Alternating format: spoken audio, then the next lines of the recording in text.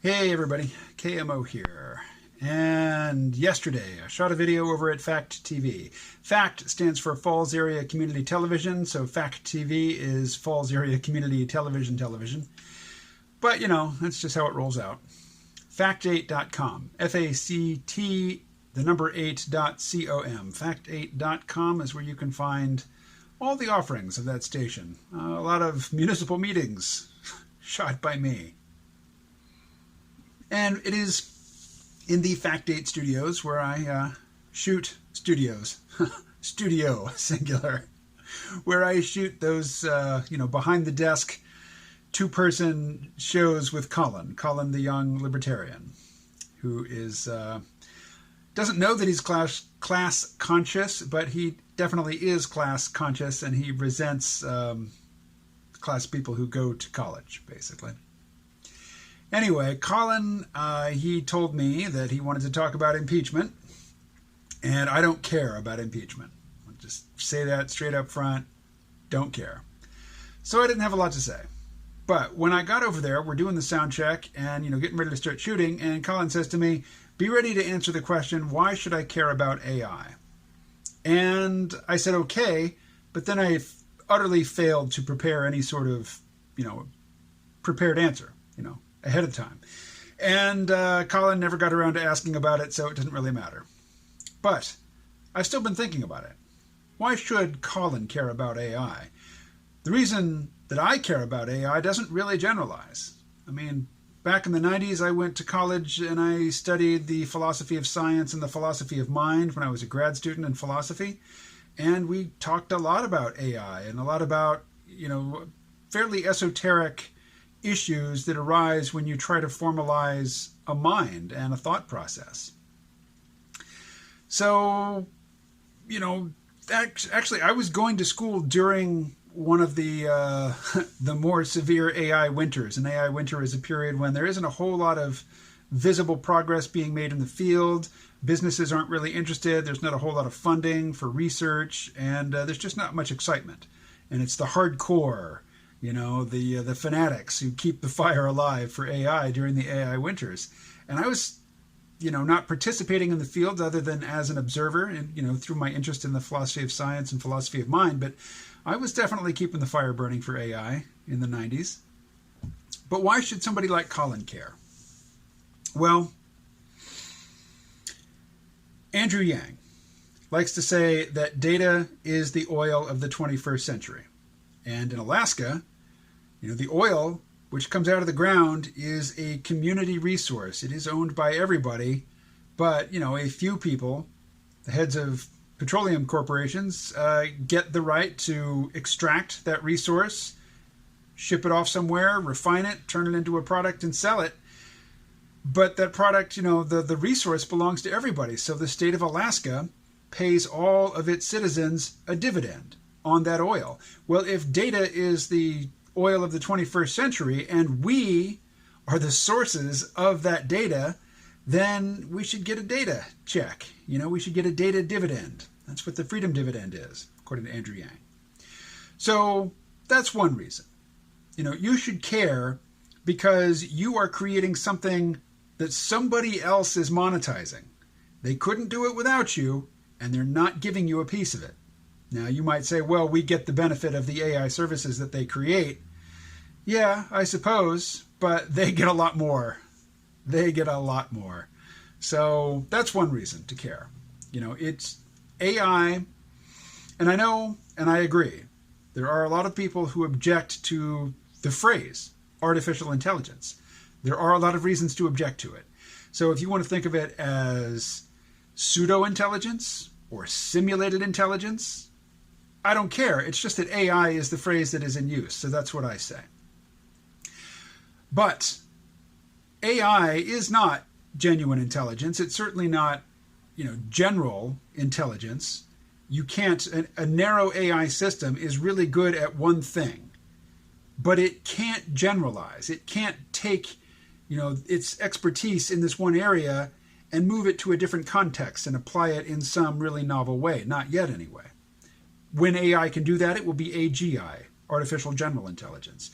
And then when AGI can basically, absorb narrow intelligence, which is superhuman in its ability, from various disconnected contexts and bring it all together under one conscious umbrella, then you've got artificial general superintelligence or artificial superintelligence.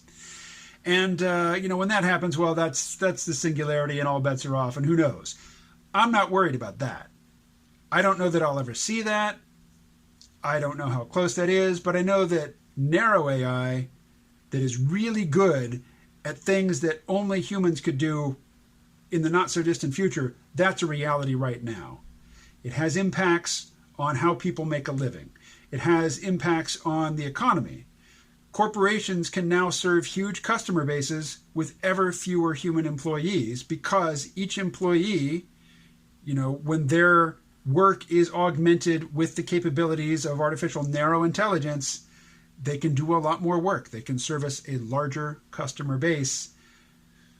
That is not a good thing for people who expect to be able to just do one simple task. And this can't be repeated often enough. There is no such thing as unskilled human labor. Humans are so good. This is Moravec's paradox, that humans are really good at things. We think of things as being trivially easy, which are very difficult for robots and for AI. Walking, talking, recognizing faces, understanding what fragments of sentences mean, figuring out the context.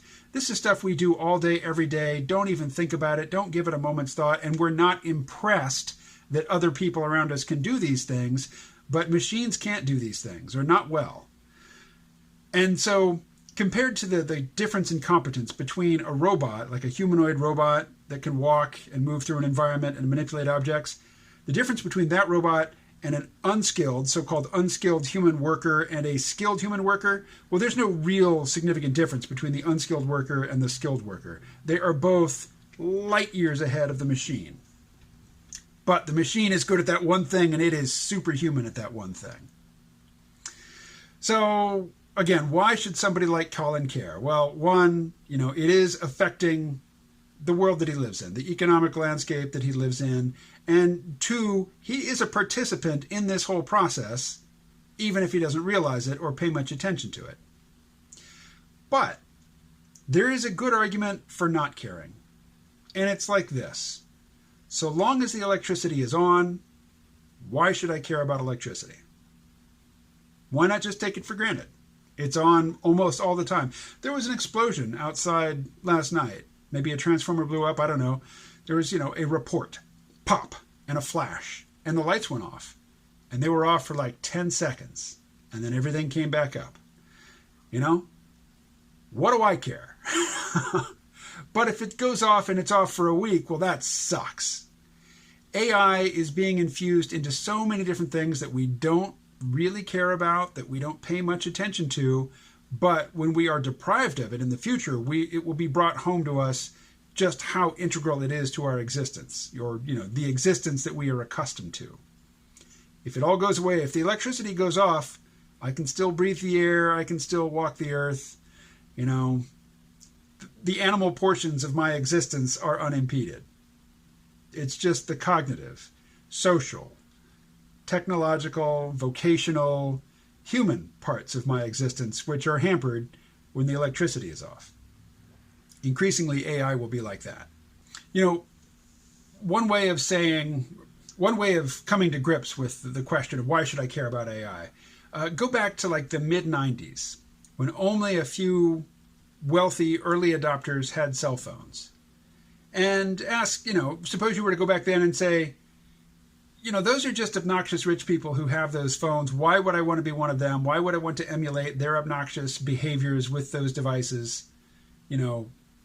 That's just not for me. And it's not anything I want to have anything to do with. Flash forward a couple decades, everybody's got one, and you're expected to have one. And there are so many services that you can access with one of these things. It is the rare curmudgeon now who refuses to carry a phone. Now, what's one of the big impacts of mobile telephony? Here's the thing that strikes me as being most significant and most meaningful. It used to be that a telephone number connected to a location. Often the phone was mounted on the wall. Maybe it had a long cord, a spirally, stretchy cord. Sometimes, people would walk far away from the base unit and stretch that long cord, so they can go around a corner and have a little private conversation. Phones, landlines still connect to locations, but cell phones don't connect to locations. They connect to individual people. And, when I was growing up and you used the phone, you would call someplace and you would ask for the person you were calling for. You rarely have to do that anymore. You would also explain who you were. Again, you don't really have to do that because your name comes up on the phone, or at least your phone number does. The person, caller ID used to be a fringe. It used to be a frill. So all of these things that used to be, non-standard, a perk, they just get integrated into the technology and it becomes standard, and more stuff will become standard, and more of, the features that become standard rely on machine learning, or they will be algorithms trained on big data sets.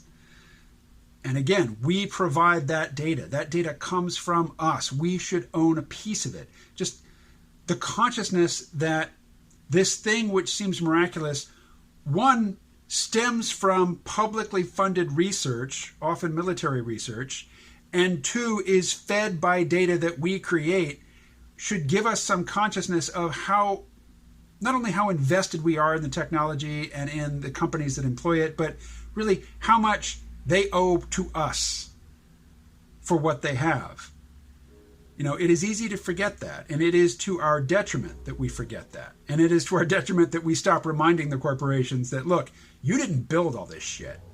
I mean, yeah, you put it together in novel ways, but the pieces, the basic functionality and the basic infrastructure was created on the public dime. Taxpayers paid for that stuff. And then you got to play with it and, make new toys that you sell to us. But still, you owe something to us. More than, you owe more to us than we owe to you for this technology. Okay. That's all I'm going to say about AI in this video. For people who follow my own personal life, yesterday I heard a story on VPR. VPR is Vermont Public Radio. It's my local public radio station. The story was about the ski resorts. Vermont is very dependent on seasonal tourism. We have our leaf peeper season when the foliage changes and people come from out of state and sometimes other countries to admire our beautiful, red, gold, yellow leaves on the trees. Oh, the lovely, lovely sounds of vehicles which are intentionally made louder than they need to be. And leaf peeper season is just a prelude to the big money season, which is when the snow starts falling and the ski slopes are open. Rich people come from far and wide to Vermont to ski here because, well, it's a lot closer than Colorado if you live in New York City or Boston or Washington, D.C. And it's darned pretty. So there's a lot of ski resorts around here. And on the radio show, they said, due to the demographics of Vermont, lots of older people live here. Young people tend to leave, smart, ambitious ones anyway. And so it's really hard to staff these resorts, for these seasonal gigs. And so the resorts have to bring in people from other countries. So I thought, what the heck? Let me have a look and see what's on offer. And I made up a quick sort of sketchy resume. Sketchy not in that I'm lying, sketchy in that I'm 51. I've done a million different things, and there's no way I'm going to sit down and reconstruct my whole frickin' work history because they're not going to care. I just basically summarized it all in a cover letter. But, I have no criminal record, no drug addiction issues, 51, which is, young around here. I have no worries, no anxieties whatsoever that I will be turned away. My only anxiety is that I'm still going to do all the media that I do and work a full-time job. The only thing that, allows me to enter into this is, well, two things. One, dental. They are so desperate to get seasonal workers in that they actually pay them, with real benefits like medical, dental, paid vacation, that sort of thing. Assistance with housing. And I will probably get housing up there and keep my apartment here. And so, one, they make it worth my while. And two, I live a very solitary existence here, and I'm going a little bit crazy from it. So more in real life human interaction, I think, will do me good. And just being darned busy for a few months, really working hard to fulfill all of my media production commitments and not having much time to waste, that'll probably be good for me. Tighten up, I'm pretty slack right now. I know I do a lot of stuff. People think I'm busy all the time. I have a fair amount of time to waste, and waste it I do. And I'm ever more conscious of my age, and I never felt bad about wasting time in my 20s. I feel it now. I feel the opportunity cost. So I just want to get to work, get my teeth fixed. Once I actually have medical benefits, I've never snow skied in my whole life. I have friends who've been doing it their whole lives. But, I don't have any sort of medical coverage right now, so I wouldn't dream of getting on skis. My utter financial ruin and, physical ruin is just it's a minute away once I get on skis. So not until, not only do I have the coverage, but I've got my primary care physician, picked out, and I've made a visit, and all of that is in place, then I might get on some skis. That probably wouldn't be until like 2020, 2021. Anyway, that is all. I'll talk to you again tomorrow.